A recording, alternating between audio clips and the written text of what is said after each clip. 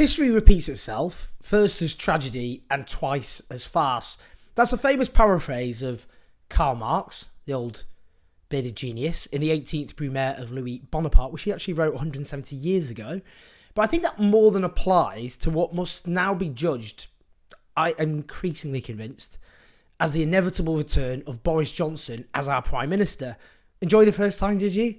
Well, not massively enjoyable, if we're going to be honest, what with the mass death amongst all the other things, but I would strap yourselves in because I think we are in for second helpings of the Johnson era. Let's just be clear. Let me just explain my working out here. Now, Rishi Sunak's toast. I think we need to just establish that. To quote Monty Python, he's not pining, he's passed on. The Prime Minister is no more. He ceased to be. He's expired and gone to meet his maker. He's stiff, bereft of life. He rests in peace. I could go on. You get the gist. He's a goner. In the latest poll, Labour's on 50% and the Tories on 24%. So they're on less than half what Labour are currently on. They are marching straight off a cliff into an electoral catastrophe, which may take at least a generation to recover from. And there's actually a very big question mark over that. And I'll explain why. As recent Financial Times research underlined, millennials, that's the generation which used to be considered young, their youngest members are now 42, so not so much. That generation are defying a historic trend of shifting to the right as they get older. They're doing quite the opposite. And the younger generation than them, Generation Z, roughly born between 1996 and 2010, are also set to do the opposite, thanks to lived experience, a broken neoliberal economy which promised freedom but has in practice given them insecurity, housing crisis, declining living standards, crap public infrastructure and services, attack on the welfare state, we could go on, as well as attacking their social values, which they're more progressive on a whole range of issues. So that obviously does not bode well for the Conservatives' future. They're relying on pensioners who obviously there was a mortality issue there. If Labour have any sense, they will reverse the attempts by the Tories to stitch up the electoral system in the Conservatives' favour. Their latest ruse being compulsory ID for voting. Those who are poorer are least likely to have suitable ID for purposes of voting. That's a particularly egregious example.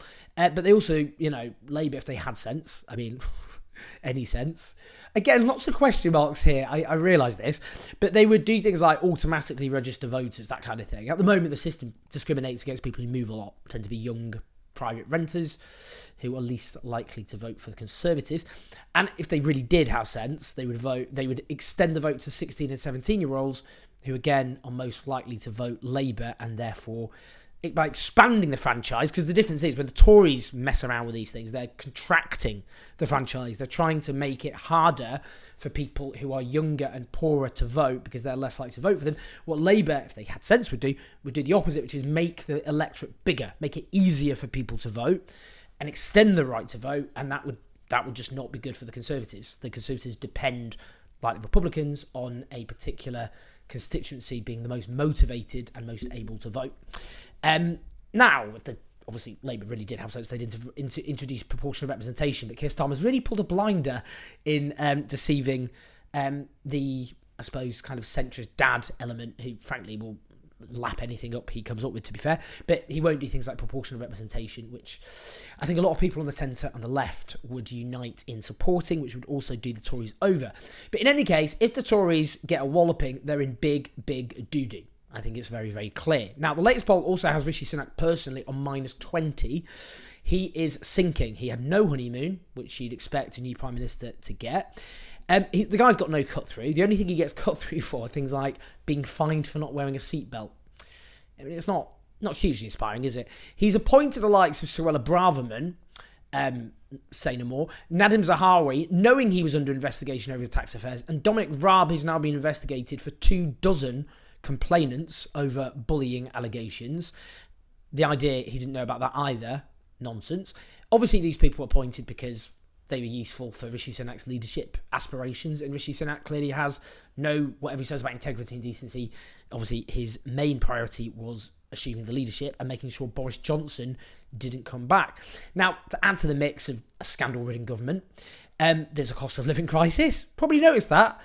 And the government have decided to respond to that under Jeremy Hunt and Rishi Sunak by introducing austerity Mark II.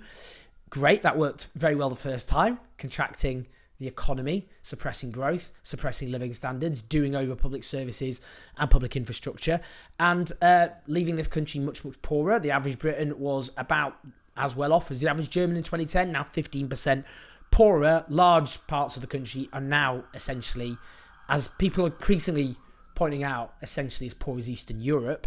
Now, Jeremy Hunt's set to end the rebate scheme and energy bills and let the cap rise, allowing for a price hike, meaning costs soaring for millions of people. The energy bills set to go up by 40% in the spring.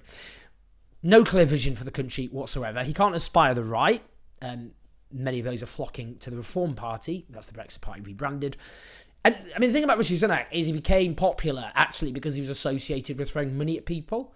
I mean, it was the furlough scheme. And that's what made him the most popular politician in the country. I mean, it was ill-gotten popularity because lots of Western countries obviously did the same thing. In fact, some more generous, because otherwise the economy and society would have collapsed during the pandemic. But now he's introducing slash and burn austerity, and in fact, he's set it's apparently to go even further on that, including a tax on the welfare state, which has already been cut to the bone.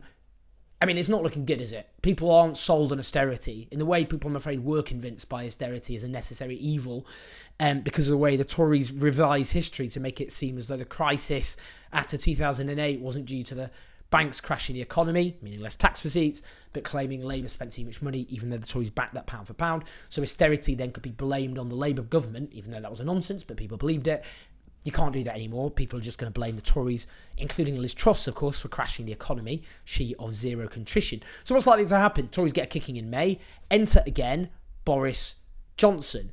Now, let's have a little look at a video, just like a little snippet of this. You don't need to see Boris Johnson, really, do you? Don't switch off. But just here's a gist. Putin's attack on Ukraine is the defining moment of the early 21st century. And of course, I'm proud of what the UK and the Europeans have been able to do to support Ukraine, but it is the United States of America that has made a colossal difference. And I'm here in Washington, D.C. To thank US lawmakers for everything they've done to help Ukrainians. Yeah, just acting like a little normal backbench MP, doing backbenchy MP stuff.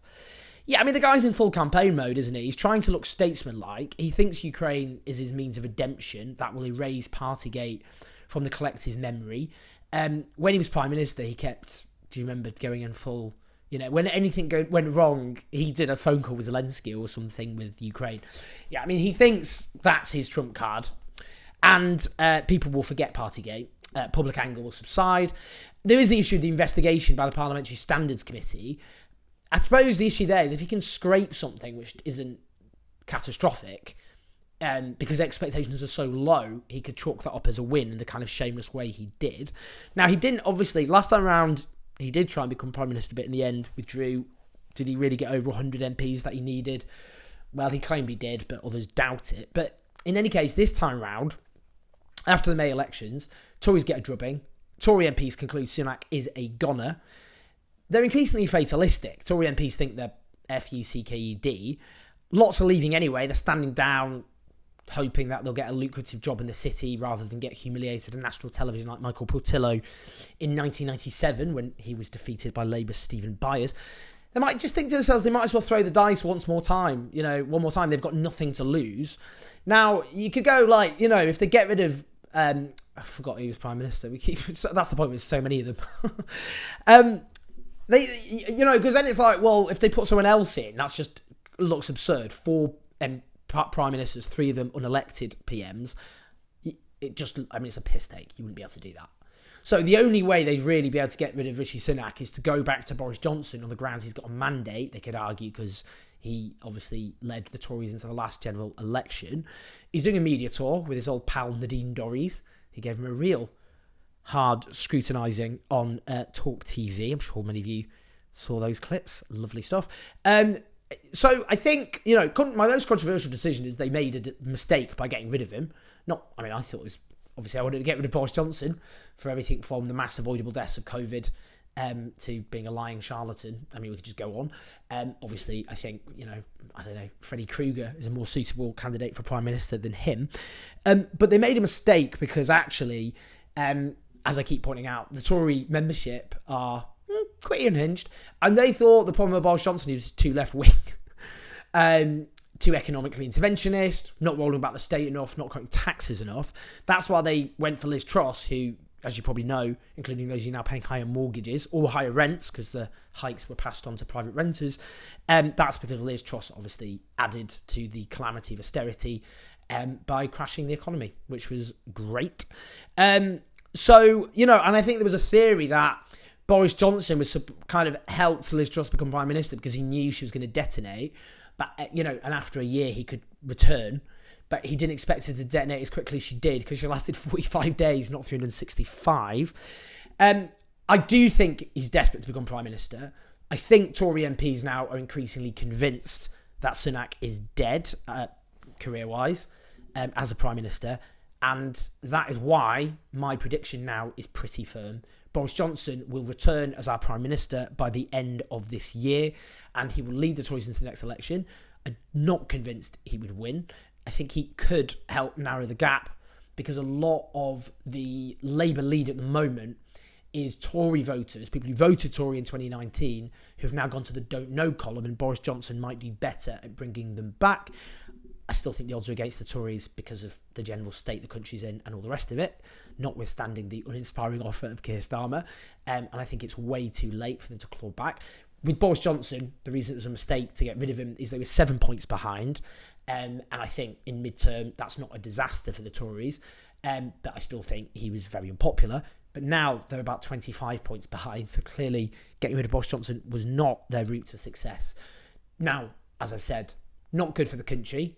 He's someone who should be driven from public life, not restored to number 10. But my bet now, I think more likely than not, is Johnson is going to return as our PM.